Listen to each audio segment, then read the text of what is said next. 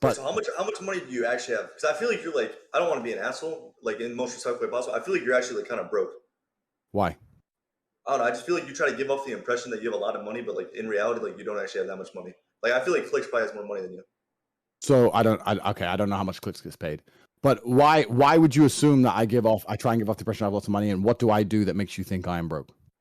I just feel like I don't know. I just feel like you always try to like show your money and stuff like that. And I feel like you're actually like broke. Like how much money do you actually have?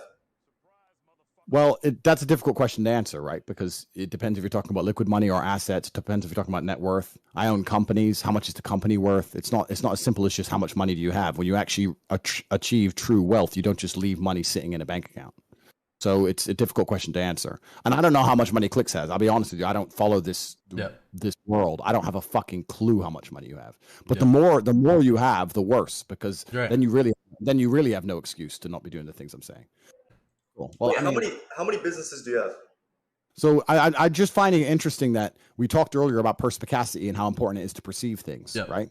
Then he sits here and says he thinks I'm broke. Well, I have 27 cars with a combined value of over $25 million. I have a Bugatti Chiron, which is $5.8 million. I have a private plane. I have a boat. So you can look at things that are just that's 100 mil. That's 100 mil off the bat. Exactly. Those are things that are just on my Instagram page. Before you talk about my property. Are those all yours? Yeah, of course. Whose else are they going to be? Okay. No, like rental, etc. Like, everyone has questions.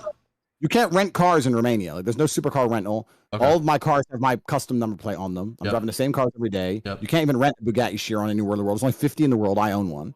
Like, all these things are mine. So to sit there that he lacks perspicacity to a level where he's going to say to a guy who's worth hundreds of millions of dollars, I don't think you have any money, just shows that he's fucking, you don't even live in the real world, my friend. And I'm not live in the real world. Well, then you're not very perceptive. I don't even know what that word means. Okay, cool. Well, then you prove my point. And that's your problem, not mine. I don't give a shit, right? But my point is, yeah, I have some money. I'm successful, but I'm also 35 years old. I'm not going to sit here and compare myself to you two, because at your age, I had nothing. So at your age, you're both destroying me. I didn't have any money till I was 25, 26. I didn't have nothing. So you're ahead of me in terms of like for like comparison. But also when I was your age, the internet wasn't a thing. So all I could do was work in a fucking bullshit store. There's no way to make money, right?